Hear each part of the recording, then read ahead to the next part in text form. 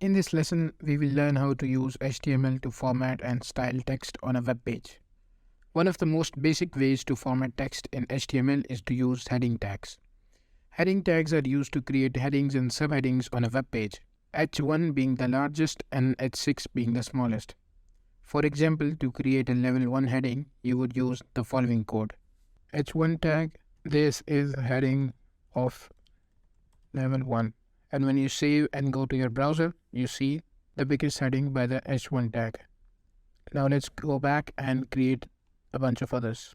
So H2, this is heading of level 2. And you can copy and paste this 4 to 5, 6 times.